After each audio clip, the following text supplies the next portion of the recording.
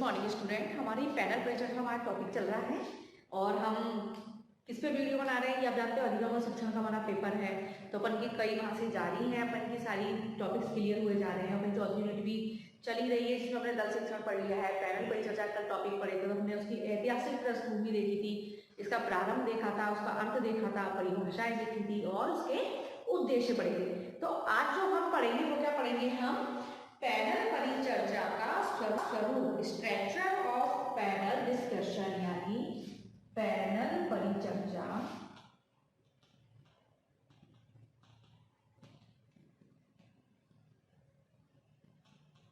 का स्वरूप।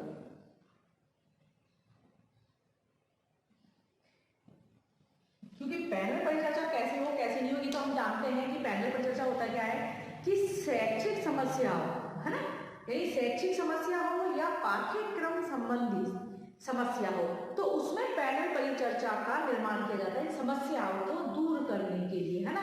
अब इसका स्वरूप जो तैयार हुआ है, स्ट्रक्चर कैसा होगा कैसा नहीं होगा, इन चीजों का हम अध्ययन करें। लेकिन इससे पहले हम ये जान लेते हैं कि क्योंकि हम जानते हैं कि वाद विवाद जो अपन में पैनल परिचर्चा है तो चर्चा में वाद विवाद है, चर्चा है किसी भी टॉपिक पर, प्रकरण पर, तो उसमें क्या होता है पाठ्यक्रम संबंधी समस्या होगी तो इसके लिए निर्माण होगा, या फिर कोई शैक्षिक समस्या होगी उसके लिए पैनल परिचर्चा का होगा। तो ये क्या होता है, औपचारिक अनौपचारिक दो प्रकार का हो सकता है, होता है ना, ठीक है, हो भी सकता है, होता ही है। क्योंकि अपन ये विद्यालय में तो औपचारिक ही है, जो सीमा के भीतर है। तो औपचारिक में जो अपन का पैनल परिचर्चा है तो इसमें क्या होता है कि कार्यक्रम के लिए पहले से बनाया जाता है, इसमें विशिष्ट नियमों का अनुसरण किया जाता है।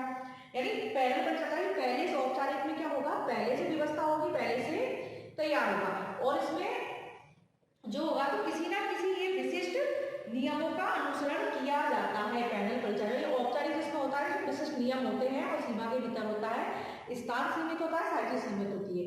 तो वो तो अपन जानते हैं औपचारिक। अनौपचारिक जिसमें कोई चीज निश्चित ना हो, जिसको कहीं पर भी किया जा सके, तो वो अनौपचारिक होता है। इसी प्रकार से कि पैनल बाजार की समस्या को पाठ्यक्रम समय समस्या पर आयोजित किया जाता है और इसमें छात्रों द्वारा व्यवस्था करने पर इसमें क्या होता है, नेता का चयन करना पड़ता है जो उसका कार्यक्रम बनाता है। इसी प्रकार से इसमें छात्रों को प्रश्न तथा उत्तरों का भी महत्व दिया जाता है।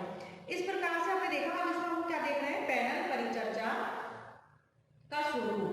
तो इसमें क्या होता है, पैनल परिचर्चा में 4 प्रकार की भूमिकाएं होती हैं। पैनल परिचर्चा में 4 प्रकार की भूमिकाएं होती हैं।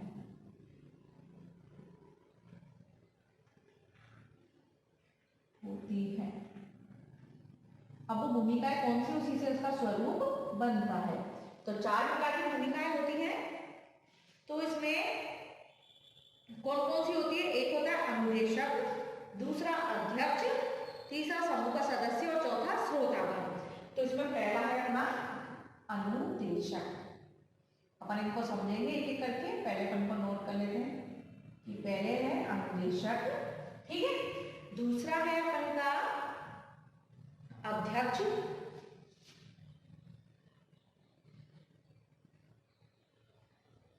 तीसरा है इसी के साथ श्रोता समूह के सदस्य,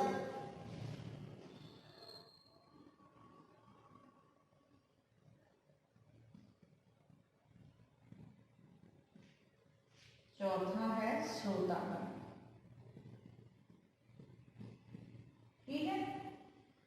तो क्या हो गया, अनुदेशक, अध्यक्ष, समूह के सदस्य और श्रोतागण। इस प्रकार से अब इसके स्वरूप कैसे बनेगा ये चीज हम अब देखते हैं। तो अनुदेशक क्या करता है, इसमें अनुदेशक का कार्य अधिक महत्वपूर्ण होता है क्योंकि उसे वाद विवाद की संपूर्ण व्यवस्था करनी होती है और वाद विवाद, प्रकरण, समय, स्थान, समूह सदस्य और अध्यक्ष, इसके अलावा वाद विवाद का पूर्व अभ्यास भी कराता है, संपूर्ण कार्यक्रम की रूपरेखा तैयार की जाती है। यानी अनुदेशक का कार्य अति महत्वपूर्ण होता है। तो इसमें प्रकरण, यही इसका काम बहुत महत्वपूर्ण है अनुदेशक का, क्योंकि प्रकरण ये सेट करेंगे, ठीक है, अनुदेशक ही करेगा, स्थान, समय, ठीक है। तो अनुदेशक का जो काम है वो बहुत महत्वपूर्ण, पूरी व्यवस्था अनुदेशक के हाथ में होती है। यानी संपूर्ण व्यवस्था वाद विवाद की। तो और समूह का सदस्य कौन होगा, समूह का अध्यक्ष कौन होंगे, समूह सदस्य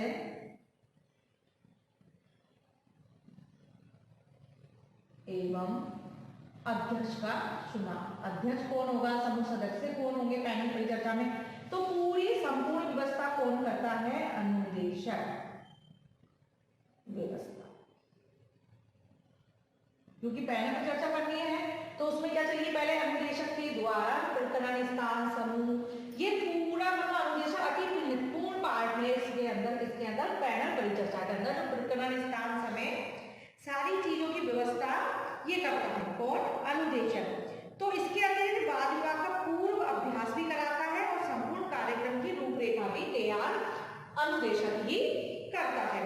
ठीक है, इतना आपको समझ में आ गया होगा कि संपूर्ण व्यवस्था किसके हाथ में होती है, अनुदेशक के हाथ में, कि इसमें कितने सदस्य होंगे, कौन अध्यक्ष होगा, ये सारी चीज इसमें होती है। पूर्व अभ्यास जो कराएगा वो कराएगा अनुदेशक, है ना।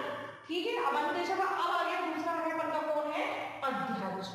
अब अध्यक्ष का क्या काम है, अध्यक्ष क्या है क्या नहीं होगा इसके लिए रूपरेखा है। तो अध्यक्ष की भूमिका वाद विवाद के समय अधिक महत्वपूर्ण होती है क्योंकि समूह के सदस्यों के वाद विवाद का संचालन करता है और बीच बीच में उनकी अंतःक्रिया में तर्कों का संक्षेपीकरण में सुधार करता है। यानी जो अध्यक्ष होता है, अध्यक्ष वह होता है, मालूम है कि अध्यक्ष होगा जब वाद विवाद जो पैनल परिचर्चा होगी तो इसमें तो उस समय में क्या है कि सबसे अधिक महत्वपूर्ण पार्ट होगा अध्यक्ष, क्योंकि जो भी चीज क्रिया हो रही है, समूह में संचालन हो रहा है समूह के सदस्यों के मध्य, तो बीच बीच में उनकी अंतर्क्रिया में तर्कों में संक्षेप में सुधार किया करता है। मतलब अध्यक्ष क्या करेगा, बीच में जो तर्क आ रहे हैं, जो संक्षेपीकरण होना है, तो अध्यक्ष सभी की सुनेगा और फिर उनका संक्षेपीकरण करेगा कौन, अध्यक्ष। समझ गए इस चीज में, मतलब ये क्या है, वाद विवाद के समय जो चल रहा है, जो वाद विवाद हो रहा है उस समय में महत्वपूर्ण पक्ष जो है वो है अध्यक्ष। अनुदेशक क्या है, व्यवस्था से पहले जो पूर्व अभ्यास कराता है, व्यवस्था बनाता है, वो तो होता है अनुदेशक। अध्यक्ष क्या करेगा, जो भी तर्क है प्रश्न है उनका क्या करेगा, संक्षेपीकरण, यानी तर्कों का संक्षेपीकरण।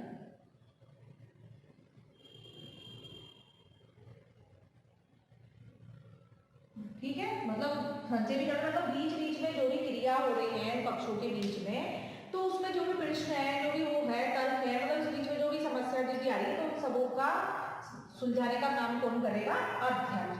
अब है आ गया अपना समूह के सदस्य।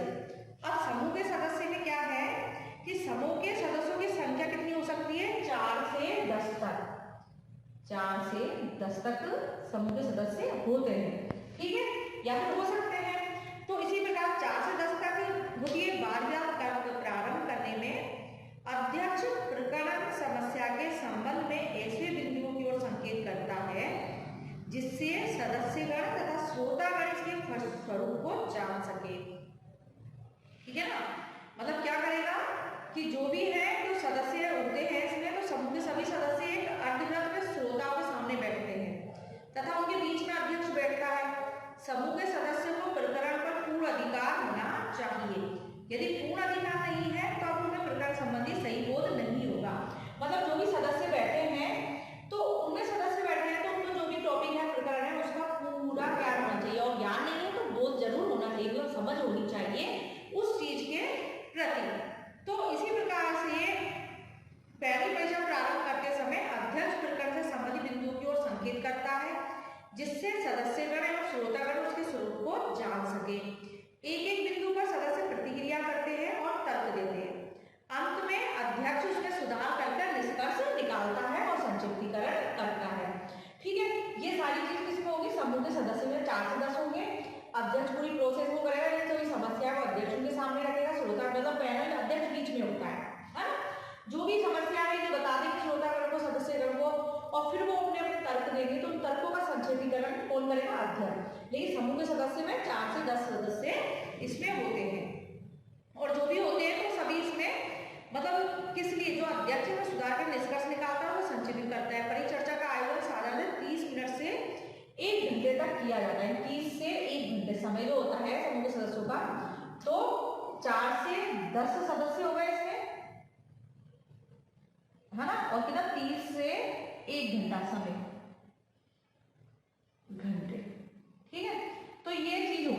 समूह के सदस्य 4 से 10, लेकिन अध्यक्ष ही होगा। जो पैनल बनता है तो इस प्रकार से बनेगा कि बीच में जो अध्यक्ष बैठा है और जो टेबल का इसका अध्यक्ष हो गया, कि टेबल का जो किनारा है इसमें सदस्य बैठेंगे, ये सदस्य बैठे हुए हैं, ठीक है। इसमें 4 से 10 कितने भी सदस्य इसमें हो सकते हैं। लेकिन जो भी समस्या ये है अध्यक्ष, तो ये पहले बता देंगे समस्या क्या है क्या नहीं है, समस्या प्रकरण क्या है, शैक्षिक समस्या क्या है, समस्या बताएंगे। फिर सभी श्रोता इसमें जो समूह के सदस्य हैं ये अपनी अपनी राय देते हैं, अपने अपने तर्क देंगे, राय देंगे, सारी चीजों को वो इसमें बताते हैं, ठीक है। अब हमारा क्या हो गया, तीसरा पॉइंट इसका क्लियर हो गया, इसकी रूपरेखा का, यानी पैनल परिचर्चा का जो स्वरूप है इसमें 4 प्रकार की भूमिकाएं होती हैं, जो है अनुदेशक, अध्यक्ष, समूह के सदस्य और श्रोतागण। अब इसमें श्रोतागण कौन है, जो विद्यार्थी हैं जिनको समस्या है प्रकरण संबंधी, शैक्षिक समस्या, पाठ्यक्रम संबंधी, तो इसमें श्रोतागण क्या करेंगे, परिचर्चा के समाप्त होने के बाद श्रोतागण प्रश्न पूछते हैं, ठीक है। श्रोतागण के दृष्टिकोण तथा अनुभव को फिर से प्रस्तुत करते हैं और कुछ ऐसे बिंदु जो परिचर्चा में सम्मिलित नहीं किए गए ऐसे बिंदुओं का स्पष्टीकरण भी करते हैं। यानी जो श्रोतागण है, तो जो भी चीज पूरी प्रकरण हुई तो श्रोतागण क्या करेंगे, प्रश्न पूछेंगे, प्रश्न पूछने का काम श्रोतागण करते हैं, ठीक है। अब जब प्रश्न पूछ रहे हैं तो फिर क्या है, जो भी इसमें बैठे हुए हैं जो सदस्यगण है उनको उत्तर देते हैं, वो समाधान पहले समूह सदस्य करते हैं, मतलब श्रोतागण के प्रश्नों का समाधान पहले समूह के सदस्यगण करते हैं, और यदि सदस्यगण उत्तर देने में असमर्थ होते हैं तो अन्य सदस्य समाधान प्रस्तुत करते हैं। तो अंत में अध्यक्ष पैनल परिचर्चा के निष्कर्षों का संक्षिप्तीकरण करके अपना दृष्टिकोण रखता है, समूह के सदस्यों के प्रति क्या करते हैं, आभार व्यक्त करते हैं, और श्रोतागण को क्या कहते हैं, धन्यवाद होता है, धन्यवाद। अब देखो, अब इसको पूरी चीज को एक डिटेल से मैं आपको समझा देती हूँ। अपन ने इतनी सारी चीज सुन ली, अब क्या होता है, अब ये पूरी प्रोसेस है परिचर्चा की। अब मैं इसको आपको पूरा डिटेल समझाती हूँ। क्या होता है, अनुदेशक है पहले व्यवस्था करेगा, ठीक है, पूर्व आभास, जिसको कहते हैं पूर्व आभास कराना कि हमें ये चीज पैनल परिचर्चा करानी है, बाद की प्रोसेस करानी है विद्यार्थियों मध्य। और उसमें क्या होगा कि जैसे कि अनुदेशक है तो ये क्या करेगा, प्रकरण क्या है, यानी पाठ्यक्रम संबंधी समस्या क्या है, शिक्षार्थी की समस्या क्या है, उनको नोट करेगा। फिर किस स्थान पे करनी है, कौन सी जगह पे करनी है, जगह डिसाइड होगी, समय डिसाइड होगा, समूह में कौन सदस्य होंगे कौन नहीं होंगे, कितने सदस्य होंगे, इनका चुनाव भी कौन करेगा, अनुदेशक ही करेगा, और इसमें अध्यक्ष भी होगा। और जो भी पैनल परिचर्चा की संपूर्ण व्यवस्था है उसका कार्य कौन करेगा, अनुदेशक। अनुदेशक का ये काम है, सारी चीजें अनुदेशक करेगा। इसके बाद जो अध्यक्ष चुना गया है, जिसको अध्यक्ष बनाया गया है पैनल परिचर्चा के लिए, तो वो अध्यक्ष होगा। तो अध्यक्ष क्या करेगा, अध्यक्ष बना दिया जाएगा, जो भी समस्या अध्यक्ष सभी श्रोतागणों को बताएगा समस्या ये है, इस पे वो उनसे तर्क और उनसे उत्तर मांगेगा कि हाँ इसका क्या होगा, समाधान कैसे होगा, इसके लिए क्या करना चाहिए, क्या नहीं करना चाहिए। तो अध्यक्ष इस सारी चीजों का वो करेगा, और फिर इन तर्कों का संक्षेपीकरण कौन करेगा, अध्यक्ष। फिर समूह के सदस्य क्या करेंगे, जो 4 से 10 सदस्य हैं, यानी 4 से 10 का मतलब ये है कि 4 सदस्य भी हो सकते हैं, 5 भी हो सकते हैं, 6 भी हो सकते हैं, पैनल में बहुत सारे सदस्य, यानी 10 तक सदस्य हो सकते हैं, जिससे पूरा पैनल डिस्कशन अच्छे से हो जाए, जिसके अंदर बाद में प्रोसेस है, जो अपन को तर्क चाहिए, जो उत्तर चाहिए, वो उनसे हमें प्राप्त हो जाए, ये सारी चीज में होती है। और इसका टाइमिंग जो होता है अपन के 30 मिनट से लेके 1 घंटे तक का हो सकता है, ठीक है, 30 मिनट से मिनट तक से 1 घंटे। अब जो श्रोतागण है, जो सुनने वाले विद्यार्थी हैं, तो वो क्या करेंगे, अपनी जो भी समस्या जो सुना हमने तो वो उससे प्रश्न पूछेंगे, किससे, सदस्यों से। जब सदस्यों से प्रश्न पूछेंगे तो सदस्य उनके समाधान प्रस्तुत करेंगे और उनको तर्क करेंगे, ठीक है। तो प्रश्न पूछेंगे तो उससे क्या होगा, जो श्रोतागण की समस्या सुलझ जाएगी और उनको उत्तर प्राप्त हो जाएंगे। अंत में यही होता है, पैनल परिचर्चा हो या कुछ भी हो, दल शिक्षण कुछ भी हो, तो उसमें क्या है, आभार व्यक्त किया जाता है कि हाँ जो भी हमारी क्रिया बहुत अच्छी हुई और आगे इसमें और भी सुधार करके या संभव करके इसको आगे और अच्छे उसमें प्रस्तुत करें। लेकिन जो भी चीज है श्रोतागण का आभार व्यक्त किया जाता है, चाहे वो इसमें हो चाहे किसी में भी हो, वैसे भी आभार व्यक्त करना होता है कि तुमने हमको सुना और हमें उसे शांति सुनने के लिए, इसके लिए आपका आभार। तो ऐसे करके इसमें होता है। तो पूरी प्रोसेस हो गई, पैनल परिचर्चा का स्वरूप देख लिया हमने, 4 प्रकार की भूमिकाएं होती है इसमें, ये चीज हमने देख ली, 4 प्रकार की भूमिकाएं, अनुदेशक, अध्यक्ष, समूह सदस्य और श्रोतागण। तो हमने पैनल परिचर्चा का स्वरूप देख समझ लिया कि इसमें ये चीज होती है, इनके मध्य होती है। अब हम आगे देखेंगे इसमें पैनल परिचर्चा के अपन क्या देखते हैं, आप इसमें देखेंगे प्रकार। ठीक है,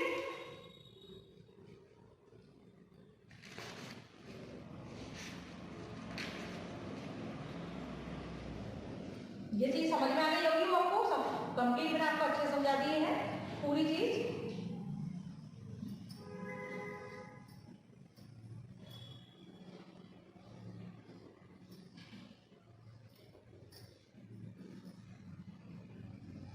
स्वरूप हमने देख लिया है। अब देखते हैं हम पैनल परिचर्चा के प्रकार।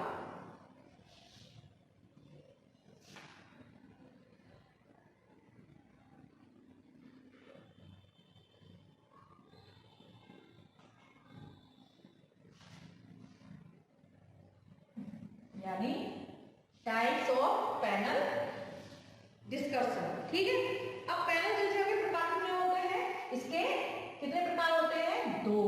कितने प्रकार होते हैं, दो। तो दो प्रकार कौन कौन से होते हैं, तो एक होता है सार्वजनिक वाद विवाद, सार्वजनिक वाद विवाद, या फिर पैनल परिचर्चा। दूसरा होता है शैक्षिक।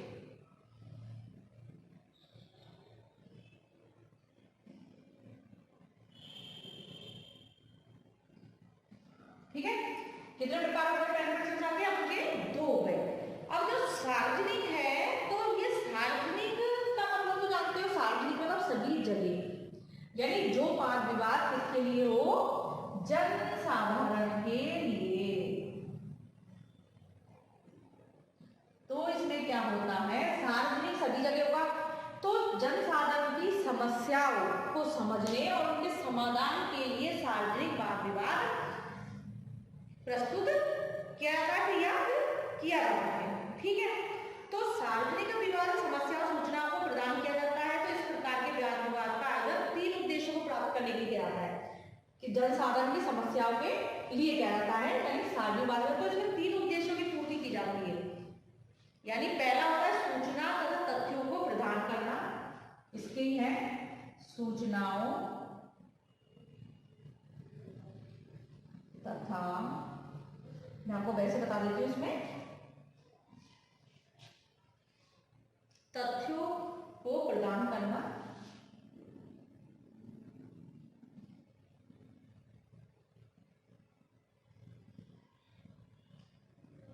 मतलब इसमें तीन उद्देश्य होते हैं सार्वजनिक वाद विवाद के, यानी जनसाधारण की समस्या सुलझाने में, समस्या,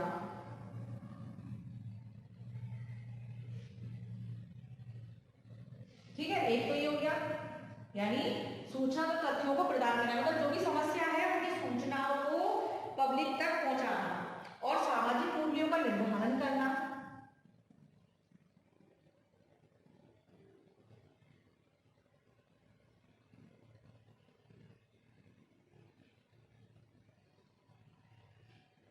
यानी सामाजिक मूल्यों का निर्धारण, सामाजिक मूल्य हैं, आप भी जानते हो कौन कौन से मूल्य हैं, तो उनका निर्धारण करना। और तीसरा है जनसाधारण का मनोरंजन करना।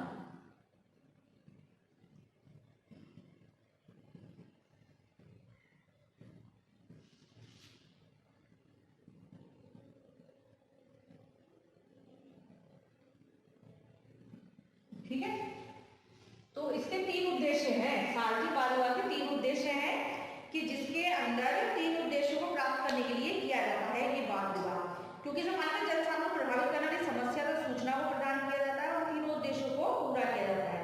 तो इस प्रकार के वाद विवाद आजकल टेलीविजन पर प्राय आते हैं। इसके अतिरिक्त समस्या पर वाद विवादों का आयोजन किया जाता है, जैसे महंगाई की समस्या हुई, खाद्य संबंधी हुई, बेरोजगारी हुई, ये सारी। और आजकल आप देख रहे हो कि किसानों की समस्या चल रही है, दिल्ली में उनको इतने दिन हो गए हैं, तो उनकी मांगों के लिए चल रही है। तो ये सब पैनल डिस्कशन आपके टेलीविजनों में चल रहे हैं, आजकल हम देख ही रहे हैं कि क्या होता है।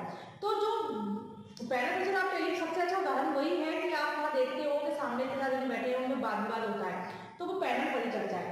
तो जो सार्वजनिक वाद विवाद है, तो वो जनसाधारण की समस्याओं के लिए होता है, उनकी सूचनाओं के लिए होता है। तो इसमें उद्देश्य की पूर्ति की जाती है, तीन उद्देश्य होते हैं जनसाधारण के लिए, वो सूचना तथ्यों को प्रदान करना, सामाजिक मूल्यों का निर्धारण करना और जन साधन का मनोरंजन करना।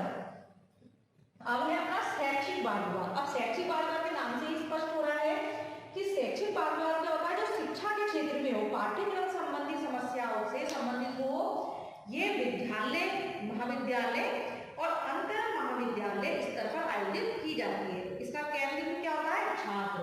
शैक्षिक बाल विवाद का क्या होगा, ये होगी अपनी विद्यालय, महाविद्यालय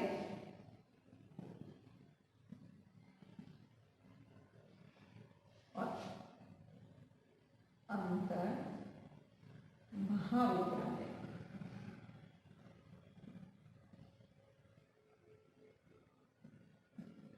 में आयोजित होती है, ठीक है।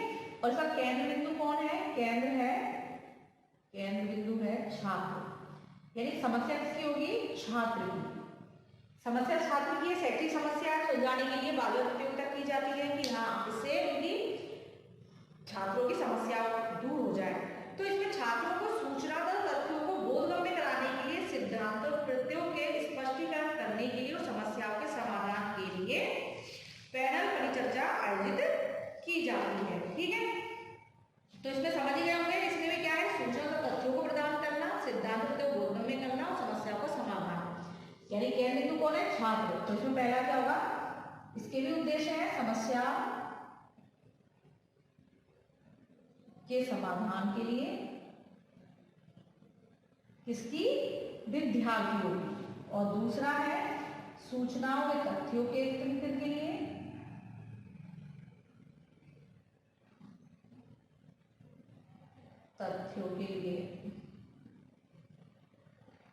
क्योंकि जब शैक्षिक वाद विवाद है तो शिक्षा के क्षेत्र में जो भी समस्याएं हैं उनके लिए है, तो इसलिए इन चीजों को दूर करना, यानी तथ्यों को प्रदान करना और सिद्धांतों प्रत्ययों को बोधगम्य करना।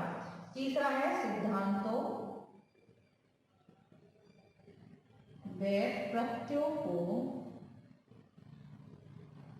बोधगम्य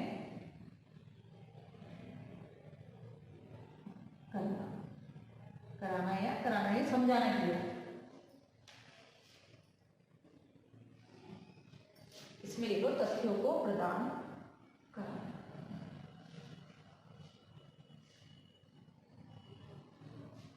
को प्रदान करना। तो हमने आज इसमें दो टॉपिक देख लिए। अपन ने स्वरूप समझ लिया, स्वरूप के साथ में हमने पहले परिचर्चा का प्रकार देख लिए। तो सार्वजनिक आप समझते हो, जो सार्वजनिक होगा वो सभी लोगों के लिए होगा।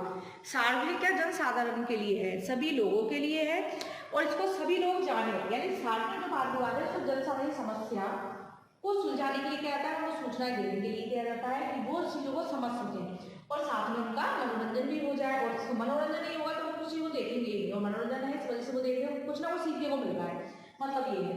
इसी जो सूचनाएं तथ्य होते हैं उनको अच्छे से उनको प्रदान करना उनको मिल जाता है। जो पहले परिचर्चा होती है, जो विशेषज्ञ होते हैं, चाहे वो विद्यालय में होंगे तो वो शिक्षक होंगे, विशेषज्ञ होंगे, और वैसे होंगे तो वो अपने अपने क्षेत्र के विशेषज्ञ होंगे, कोई नेता होंगे, राजनेता होंगे, सार्वजनिक उसमें कोई भी हो सकता है। तो जो भी टॉपिक का जो प्रकार है उससे संबंधित ही वो लोग बुलाए जाते हैं, समूह जो सदस्य होते हैं वो उसी के होते हैं। और अध्यक्ष तो उसी क्षेत्र का होगा, अध्यक्ष भी होगा तो जिस समस्या है जिस क्षेत्र की, तो क्षेत्र विशेष से ही वो होते हैं। तो इसमें प्रकार अपने देखिए, पहले दो प्रकार हो गए, सार्वजनिक और शैक्षिक, और अपने इसके स्वरूप भी देख लिया है कि उसमें कौन कौन थे, अनुदेशक, अध्यक्ष, समूह के सदस्य और श्रोतागण। तो आज हमने दो टॉपिक क्लियर करे हैं, और दो टॉपिक हमने देख लिया है कि इसके दो प्रकार है, सार्वजनिक और शैक्षिक वाद विवाद। शैक्षिक वाद विवाद जो होता है वो शिक्षा के क्षेत्र में ही होगा, उसमें कोई भी समस्या होगी, जो भी प्रश्न होंगे वो सब शिक्षा से जुड़े हुए ही होंगे, जो भी प्रत्यय होंगे उसमें वो शिक्षा जुड़े होंगे। तो इसमें क्या है, समस्या को समाधान का केंद्र बिंदु कौन है, छात्र, और इसमें समस्या किसकी सुलझाई जाएगी, छात्र की, यानी विद्यार्थियों की, है ना। और सूचना तथ्यों को प्रदान करना, उससे उनको भी कुछ नया चीज सीखने को मिलेगी, अपने प्रश्नों के उत्तर मिलेंगे, जो समस्या है उसका सोल्यूशन मिलेगा, तर्क करने की क्षमता मिल जाती है, और सिद्धांत तथ्यों को वो समझ जाते हैं कि इसमें क्या सिद्धांत है और क्या समझाना चाहते हैं। तो हमने आज इन चीजों का अध्ययन कर लिया, दो टॉपिक क्लियर हो गए, और मुझे जहां तक उम्मीद है आपको अच्छे समझ में भी आ गया होगा कि पहली परिचर्चा क्या होता है। इसकी पूरी प्रोसेस मैंने आपको बता दी, उद्देश्य बता दिए, सारी अर्थों की परिभाषा बता दी कि पहली चर्चा है क्या है, क्योंकि ये इसलिए महत्वपूर्ण चीजें हैं कि तकनीकी नवाचार है, जिससे क्या होता कि छात्र अगर एक शिक्षक से पढ़ता है, शिक्षक से पढ़ता है, तो क्या पता उसको नहीं समझ में आता हो, तो इतने सारे जब शिक्षक एक साथ बताएंगे, चर्चा करेंगे, तो उनको जरूर समझ में आएगा। और ये इससे क्या होता है, समस्याएं सुलझ जाती हैं, उनके प्रश्न होते हैं जो उनके क्लियर हो जाते हैं सुनने से, और उनके खुद प्रश्न कर सकते हैं, अपनी समस्या को खुद सुलझा सकते हैं, क्योंकि इसमें अपना श्रोता जो था उसमें पॉइंट में था। तो अपने इस चीज अध्ययन कर लिया। इसी के साथ में हम इसके और भी टॉपिक्स हैं उनको हम बाद में क्लियर करेंगे, लेकिन अपने ये सारी चीजों को तो हमने देख ही लिया है, मोस्ट जो चीज है तो अपने समझ लिया, प्रकार देख लिए, वो सब चीज देख ली। अब अपन में जो आगे देखेंगे तो विशेषताएं, उपयोग और सीमाएं देखेंगे कि इसकी क्या सीमाएं हैं, क्या उपयोग है और इसके क्या फायदे हैं, क्या नुकसान है, ये सारी चीजों का। तो इस प्रकार से हमने ये चीज देख ली है।